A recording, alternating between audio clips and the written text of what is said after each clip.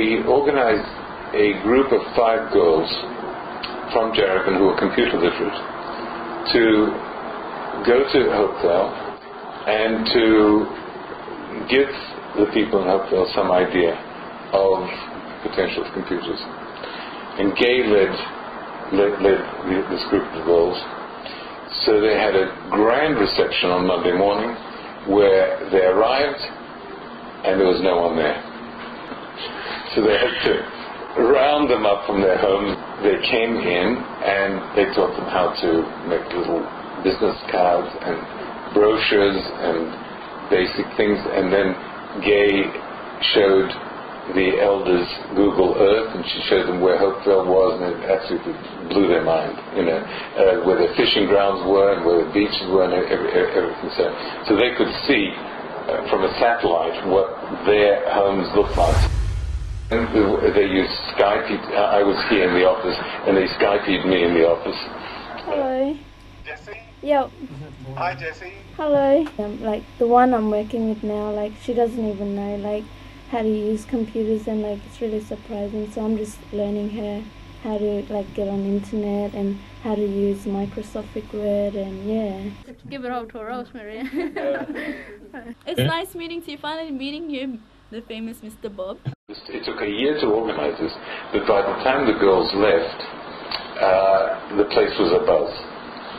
There was enormous excitement. The council decided that this is the most important thing that could happen in Hope Vale. It gave us the council chambers to be our computer centre. We had SJB architects in Melbourne pro bono design the centre. We had volunteers to do everything. The computers were provided by an organisation called Workventures, which are given computers by Westpac. Westpac moves to a new generation of computers. The old generations sometimes aren't functional. Workventures fixes them up. Now, Workventures sent a young man called Ralph, and Ralph taught the people in Hope Vale, young kids in Hope Vale, how to repair computers. The library organisation of the Queensland government has joined with us, and the centre is now the Indigenous Knowledge and Technology Centre. ABC Far North, it's 24 to 11. I'm Fiona Saul. Indigenous knowledge. It's really important to maintain Indigenous knowledge, and one way of doing that is through an Indigenous Knowledge Centre. Now, did you know that there are 17 Indigenous Knowledge Centres, many of them in far northern communities? Hope Vale was officially opened on the 21st of July, and that was a very big milestone for Hope Vale. Everyone in the community wanted to be involved. Hope Vale definitely leads the way in terms of having the support from a philanthropic partner. We, the dotcommob, were involved in this project for the last 3 years. The centre is going to be a great place for everyone in the community to enjoy.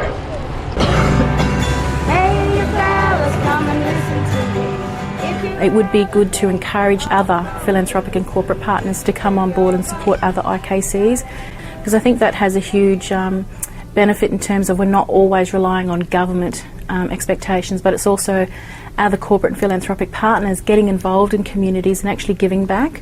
That's the bit I like. It is an honour for me to be appointed this position, as I have always believed and will continue to address that learning never stops.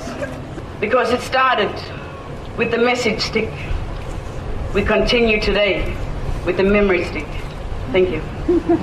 To give people skills in remote communities with IKCs, I coordinate a project called Taking IT On. This basic IT training project introduced people to the internet, online banking, email accounts, as well as using the local computers in the IKC creatively, using digital cameras to create resumes or greeting cards or calendars they could hang in the house. They were really popular.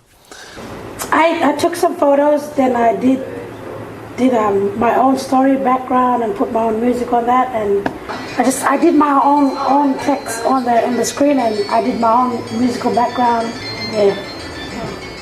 Suddenly we've been inundated with so many people every day, and I'm wondering, so what did we do before? Our philosophy is don't teach anyone anything. I mean, if someone asks you, then you teach them. It is not intended as a replacement for schools. Many kids don't go to schools, but whether they go to schools or not, this is entertainment. But in order to be able to use the computer, you have to know the letters, you have to know how to read, you have to know what a file is, you have to know what Google is, etc. And in the process of, they're motivated to learn without learning, without going through numeracy and literacy. So kids who didn't go to school are now going to school in order so that they can use their computers, so that they can watch their footy stars, so that they can listen to music, so that they can watch sporting events, so that they can learn about anything about fishing, whatever it is that they want to learn about, how to grow bananas, whatever it is that they want to do, they can do, but they have to learn to read and they have to learn to do things. Gay White is from dotcommob, a philanthropic organisation which is supporting the Hope Vale Centre. The challenge that the State Library has is they have funding to go so far, so we're trying to lobby at all levels to get recognition that this is money well spent. To half do it is not doing anyone any favours because these centres have just enormous potential.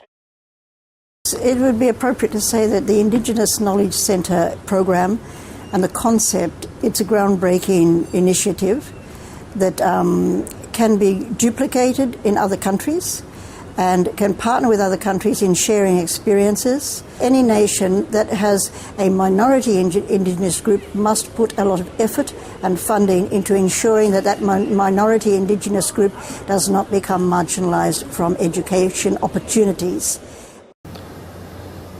Any new initiative requires both enthusiasm and financial support. For this newly opened centre in Hope Vale to be sustainable, it will require a new earmarked funding. The council is funded to provide roads, rates, rubbish. But we must also be funded to provide reading so that our community members can enjoy the same services as every other Australian.